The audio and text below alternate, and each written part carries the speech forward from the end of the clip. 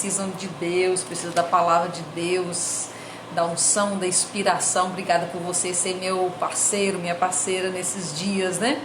E vamos lá então, Isaías 40 é a passagem que nós estamos lendo nessa semana, estamos sendo abençoados, né? Por Isaías 40, versículo 27. Vamos lá. Porque tu dizes, ó Jacó, e tu falas, ó Israel, meu caminho está escondido do Senhor, e meu juízo está omitido do meu Deus. Quem somos nós, né? Para nos esconder. Tu não tens conhecido, tu não tens ouvido que o eterno Deus, o Senhor, o Criador dos confins da terra, não desfalece nem está cansado? Não há quem perscrute seu entendimento. Ele dá poder ao desfalecido, e para aqueles que não têm nenhum vigor, ele aumenta a sua força. Até os jovens irão desfalecer e estarão cansados, e os homens jovens cairão completamente. Porém, aqueles que esperam no Senhor renovarão as suas forças. Eles se elevarão com asas como águias. Eles correrão e não estarão cansados, e eles caminharão e não desfalecerão. Essa é a palavra que nós estamos nos alimentando nesses dias, né? Buscando de Deus esse renovo neste tempo de grandes desafios. Bom dia! Nesses tempos de grandes desafios que nós temos vivido, né? Tempos chamados de pandemia. Bom dia! Então a pandemia veio, nos pegou de surpresa e nos levou para um tempo diferente, né? Esse tempo que nós estamos vivendo é um tempo diferente. Bom dia!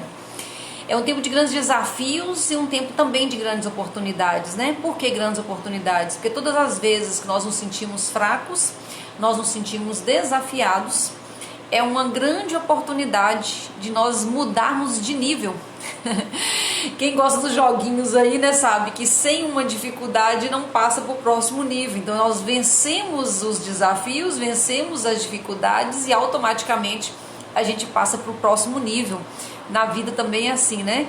Então a pandemia ela veio de forma inesperada, está demorando mais do que nós imaginávamos, né? Então nós estamos indo aí pro terceiro mês do segundo ano, né? Então 1 ano e já 3 meses quase de pandemia, mudou tudo, desinstalou todo mundo, nos desafiou a dar respostas, né? E o que está acontecendo muito agora é que até quem não se cansou no início, quem estava com um preparo aí e aguentou os desafios do início, todos hoje se sentem um pouco mais cansados, né? Que é natural, porque a novidade é que eu e você somos seres humanos.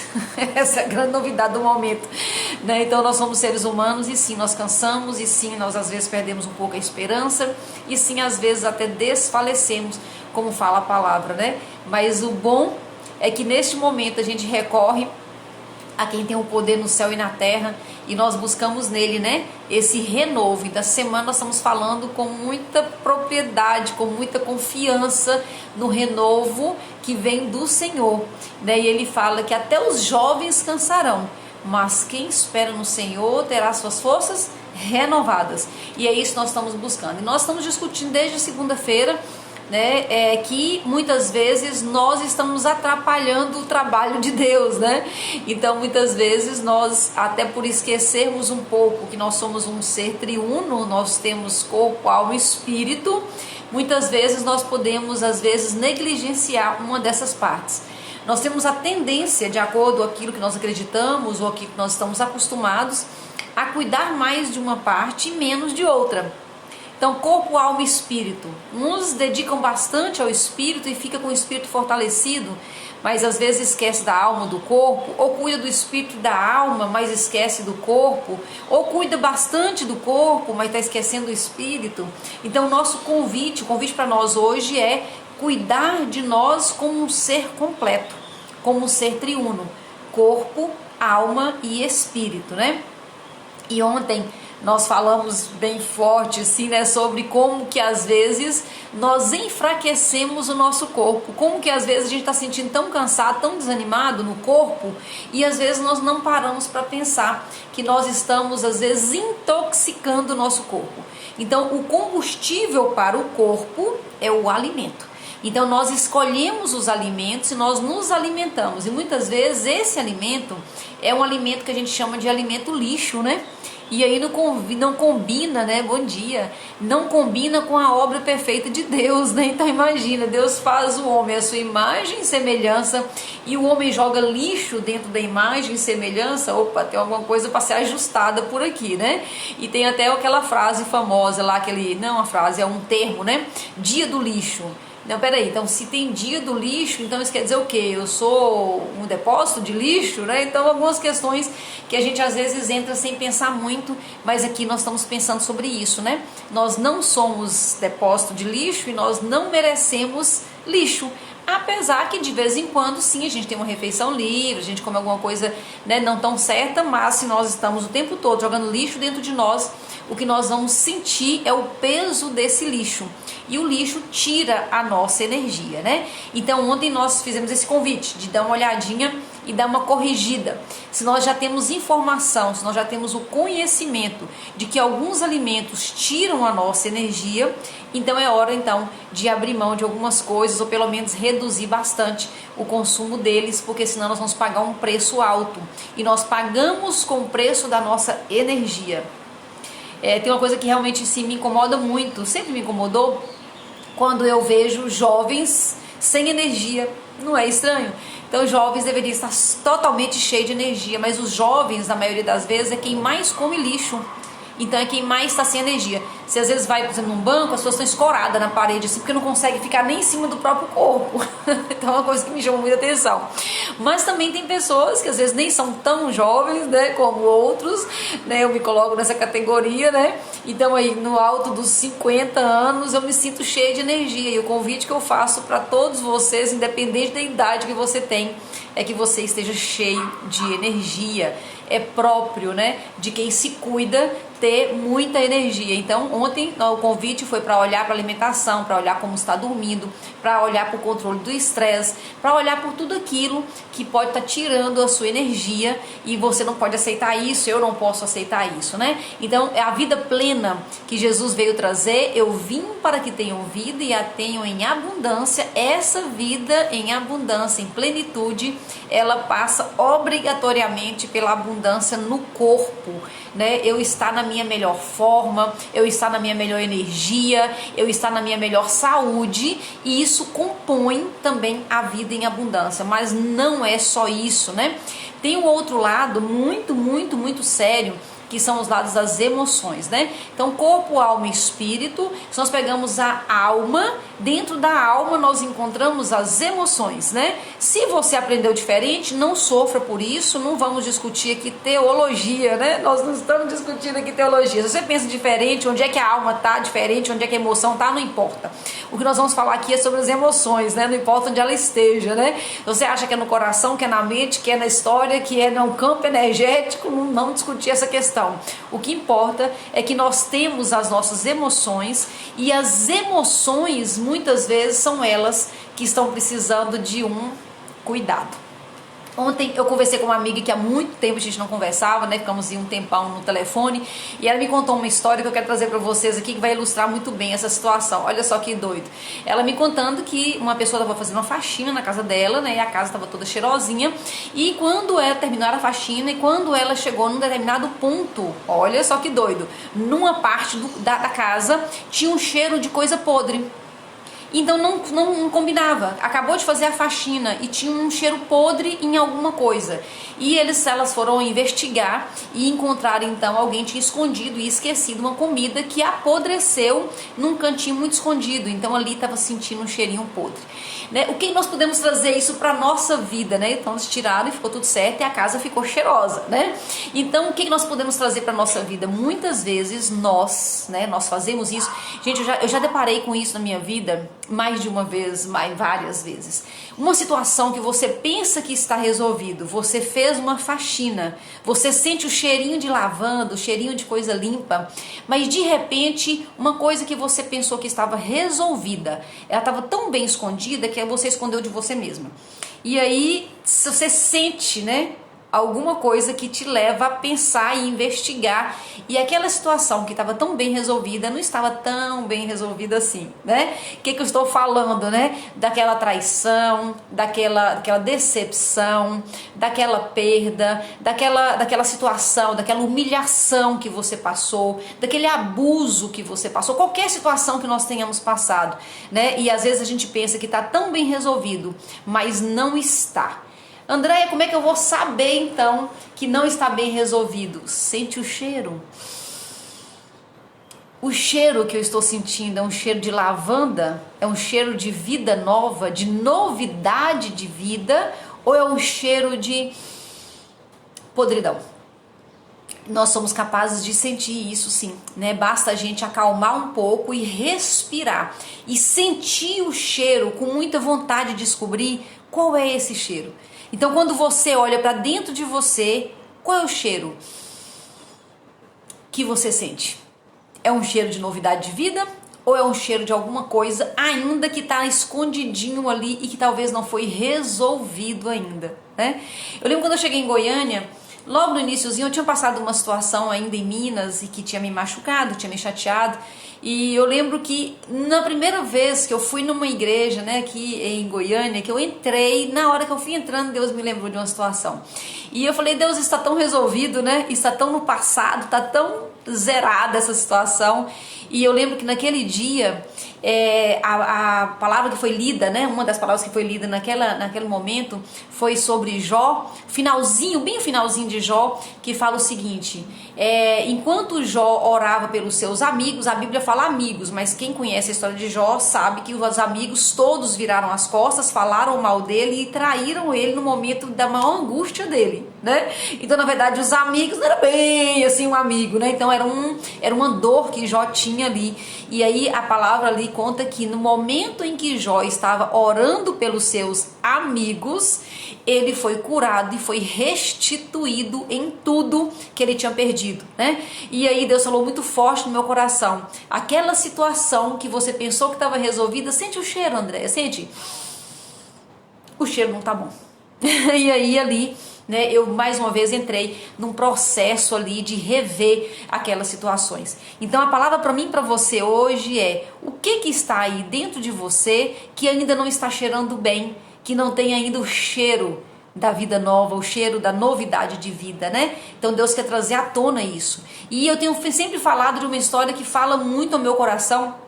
Já tinha falado e voltou a falar agora recentemente em meu coração, que é a história do Acã, né? Que é aquela história que eu sempre falo aqui, que é a história de que ele escondeu as coisas debaixo da tenda, né? Tá lá em Josué 7, bem interessante essa história, né? E eu voltei há um tempo atrás nessa história e Deus me mostrou mais coisas que eu tava escondendo debaixo da minha tenda. A gente é terrível, né? A gente esconde mesmo as coisas debaixo da tenda, debaixo do tapete, debaixo de um monte de coisa, debaixo de um converseiro, debaixo de um falatório, né? Já perdoei, já resolvi, porque eu sou o cara, porque eu isso, porque eu aquilo, porque eu sou uma pessoa evoluída, porque eu oro, porque eu entrego para Deus, e a gente vai escondendo as coisas debaixo de toda essa conversa fiada, né, que a gente às vezes tenta, mas na verdade quando você sente o cheiro, tá ali para ser trabalhado ainda, não tá ainda com cheiro de novidade de vida, né? Então quais são as coisas, né, que você precisa ainda voltar, que você guardou bem guardadinho e você pensou e tinha certeza que já estava resolvido? Qual foi? Traição, decepção, tristezas, às vezes perdas, né, separações, o que foi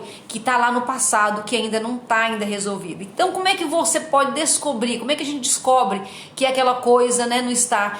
Se coloca na presença de Deus com vontade de enxergar, tem que ter vontade, né? Que não pode ser que tipo assim, me mostra Deus e fecha o olho, não pode. Tem que ser com vontade realmente de ver, e ali você respira profundamente e lembra da situação. Lembra da história.